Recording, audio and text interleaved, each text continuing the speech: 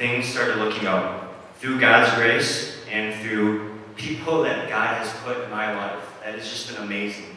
And now that I think back, everything happened for a reason. God placed it perfectly. If I just trusted Him in the first place, He would have guided me and showed me what I needed to, know. And I just meditate on His love and just His word. That is key. So in 2007, one of my neighbors actually, I've always liked kids. I originally wanted to go to college to be an elementary education teacher. I've worked with kids a lot, teaching Mandarin, and I've pretty much, I love kids. They're adorable. I love taking care of them, babysitting them, and just playing with them and just chilling. So in 2007, my neighbor, we just came back from China actually. She was the librarian at a place called Cranbrook, which is a school. It's a private school from kindergarten to 12th grade. So she's like, Kevin, there's a job, a part-time job, maybe you'll be interested. It's, not too many hours, so it won't be too much, and it's dealing with kids and actually aftercare service. I was like, sure, let me give this a shot. So then I put in my resume, and then pretty much I start working, and I'm like, this job is perfect for me. I get to wake up later, because with all the medications I take also, it's very hard for me to wake up. Right now I'm sleeping usually 12 hours a day, so in a way I'm kind of sleeping my life away. But also, I kind of need the sleep, because I just have so much anxiety and so many problems that people, don't understand, or, it's just every little thing can bother me, so I get tired really easily, pretty much. So I sleep on average every night of 10 to 12 hours. So that's half my day gone. But this job was in the afternoon, usually from 2 to 6, and it worked out good. I was helping out with the elementary school and the kids, and I thought they were adorable, and I just really enjoyed the environment. I got some of my coworkers. That year, and I really liked it. Finally I found a job that I could call, something I like going to. I look forward to going to every day. I was just really excited, really enthusiastic about it. And just to let you know, even to this day, I'm still working at Cranbrook, so that's been a while, but call it home. A lot of good people.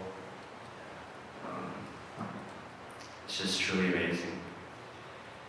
And so finally, I felt like my life was coming back together. Found a job, at least I could make some money, do something that interests me, and also just have a routine in the day. Because I feel like if you wake up and you have no purpose and no routine, it's a very dangerous aspect. So 2007, started working there, and medications were balanced. And I started going to church weekly at OCC. Also in that process, 2007, 2008, I started going to Bible study, actually. I remember, one day, my friend Young actually asked me to come to this Bible study, this young adults Bible study. I was like, okay, that's cool. Actually, at first I ignored him. I was like, can this guy stop calling me? He is so annoying. I hate people. Please, stop calling me. I was like, okay, yeah. But he was persistent. And then so Jan and Brady, they're like, yeah, Kevin, you should come. I was like, okay, fine, I'll go. And in the process, also during that time, I started hanging out with some other friends, that I got reacquainted with. And that was really cool. We would hang out, watch sports, go to the fitness center, go grab a drink or something like that. So it was pretty cool. And so then I started going to that Bible study, and I just saw how many cool people were there.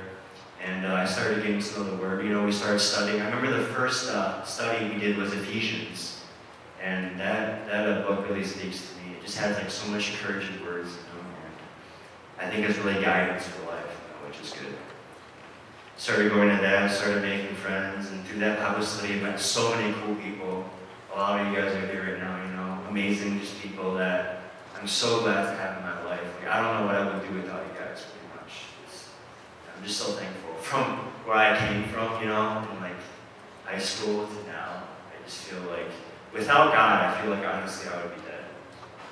But God's grace is amazing, and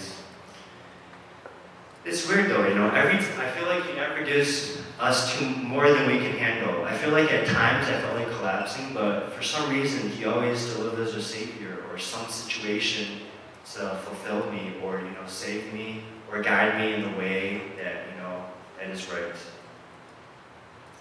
So then in 2008, started developing friendships with people, through church, kind of met and started meeting mutual friends of other mutual friends, and then I started becoming more social. Because I had to learn how to be social, I didn't know how to be social. Like, for 6 years, I was like a bear hibernating, so I had no idea what I was doing. I was like, oh man, are people gonna judge me? In high school, I was so afraid to talk to people sometimes. I'm like, shoot, what if I say the wrong thing? And this person will think that I suck, or I'm a weird, or I'm a loser. Like, what do I do, Yeah.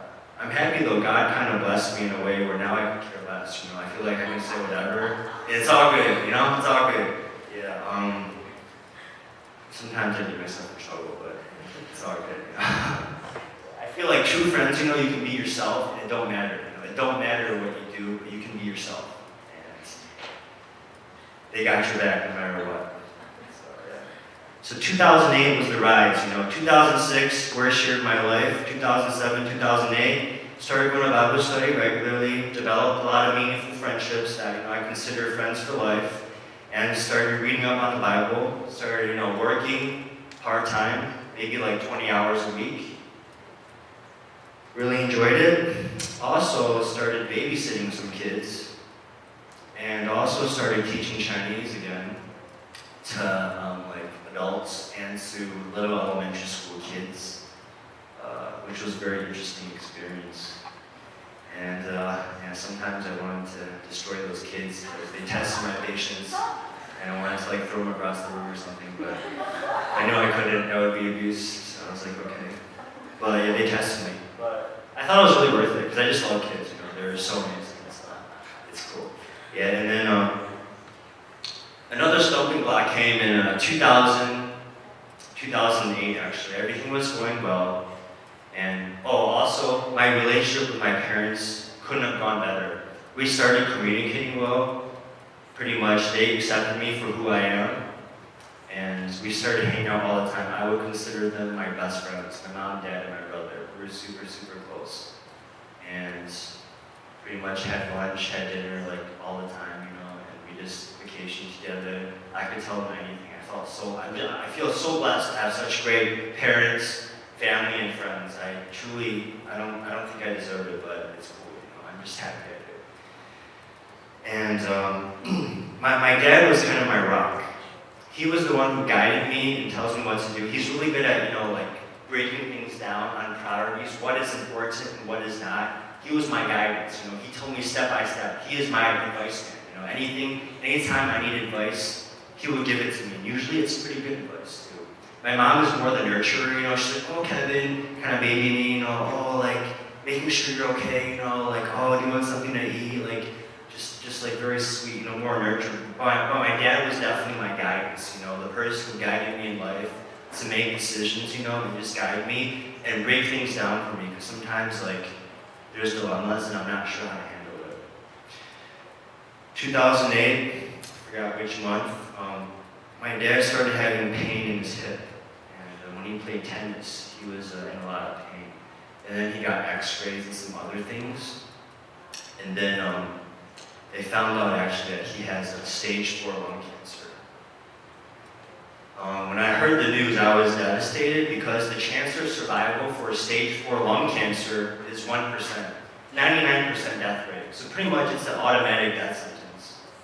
So I think I cried so much that week, I just couldn't imagine, not, my dad not being here guiding me, because pretty much, tells me what to do and shows me the way, when I seek advice. So I was just super sad.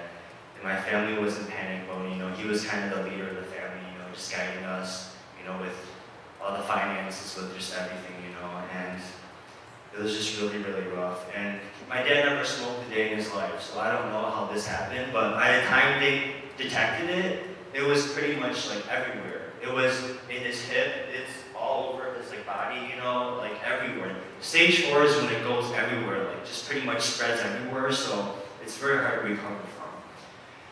So we prayed a lot, just our other friends prayed for us a lot, and my dad actually, he saw oncologist at Carmanos, and they started treatment on him. And he got radiation done for his hip. But luckily, it's kind of a miracle too. My mom did a lot of research, like on alternative treatment and online about like such things as the Budwig diet, which is cottage cheese and flaxseed oil, and some natural healing, other than chemotherapy, which is usually very deadly. So luckily, my dad didn't have to do chemotherapy. He did radiation for his leg. But because of the radiation, eventually he also needed a hip replacement. But that was successful, I think, 3 years ago. And so he did the radiation, and then he started doing the alternative treatment that my mom found online. She did research. I think she was on the computer 4 days in a row and didn't sleep, just trying to find answers because we were in complete panic mode. And then also with Asians, I guess, the chance of your cell mutating is higher. So my dad actually had a cell mutation, which means he can take this new medication. It's called Tarceva, and it can actually, get rid of the cancer cells, which is amazing. So that, plus the alternative treatment, he takes the Budwig diet every day, which is developed by a German physicist. She won the Nobel Peace Prize a while ago. It's with flaxseed oil and cottage cheese, and he's been taking that religiously every day since he got diagnosed in 2008. So all that pretty much, and it's a miracle that he's still alive with us today, and he's doing actually really well. Serving the church and doing part-time consulting work, and also he's helping everyone around the U.S. with cancer. People call him from Taiwan or China or all over the U.S. To ask him about his experience and pretty much his guidance. He'll talk to anyone. He's also retired now, so he has the time to do that too. And my mom also retired, so she's doing a lot of consulting too. Just helping people, because it's a really hard situation. I can't imagine, the situation, how people are, the families are. It's just debilitating, I feel. And cancer, I feel is more and more common nowadays. More than ever. I don't know why, but it is. So he pretty much it was a miracle that he was healed. He actually did his testimony many times around different churches too. Every time I hear it, I'm just so amazed. Just God's word, I just felt we needed my dad so much, and it was just amazing. I was so scared at the time, just so frightened. And then at the same time, during that time, I actually went back to school. I went to Carnegie Institute, which is a tech school, and I actually got my certificate. It was a 1-year advanced program, and I actually completed that. For me, I feel school is really hard. I always hated school. I can't concentrate in class, and if the chair is not comfortable, I do worse on tests. Or if there's a book in front of me, I remember in chemistry one time, there was a book in front of me, and because that book was in front of me, it was blocking my leg space. So I got a D on it instead of an A. So just things like that, so tiny, so little, it would just affect me so much. It's just ridiculous. I'm why am I so weak? Why am I so fragile? What is going on? The littlest things, Yeah. And I also amplify my injuries a lot too. So if I used to play a lot of basketball, tennis and stuff like that, and every time I got hurt, I would feel like my bone is broken. One time when I was a kid, I tripped, and I was on the ground and crying. My dad's what are you doing? Get up, you're okay. I'm no, my leg is broken. He's no, it's not. Stop being a little baby. And then I was I think I was on the floor for an hour, and then finally I got up. Oh yeah, I guess I am okay. Oh shoot. I think it's part of the brain imbalance or something, but yeah, I always say amplificate. My close friends know, I can't open water bottles, stuff like that. I can't carry heavy stuff. I don't know, sometimes as a guy that's kind of sad, but oh well, it is what it is. God made me the way, He did for a reason, so it's cool. So in 2008, after my dad healed, the process was probably 4 months, just going back and forth, to the Cancer Institute and just doing a lot of, tests. And to this day, he still gets a lot of tests done, just to make sure that the cancer is not back. He does routine checkups, and he's still doing all the alternative treatment stuff, so that's been really helpful. And I think he's healthier than ever right now, which is amazing. Yeah, right now they're in Taiwan, having fun and chilling, having a good time. And yeah, they love to travel, so. And then after the tech school, I actually got my certificate in medical business, which, I could work at any hospital and do reception work and do other things. So, actually in 2010, I left Cranbrook and I found a full-time position at an orthopedic place, which is doctors deal with bones, knee injuries, shoulder injuries, back injuries. Well, I actually worked there for 3 years. It was very, very stressful, and it was really hard for me to get up in the morning at like 6. It was just, I pretty much got addicted to like Mountain Dew and monster drinks and coffee. I think, yeah, I kind of needed that to function. I was so tired though. But in the process, I learned a lot.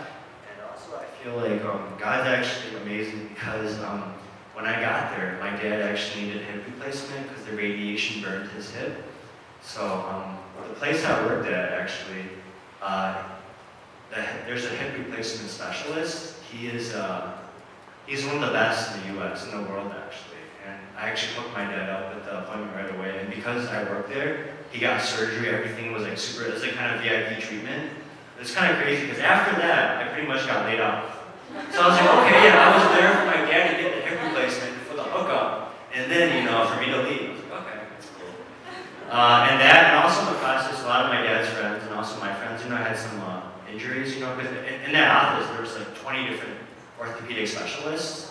So, pretty much a doctor for any kind of injury, elbow, shoulder, neck, back.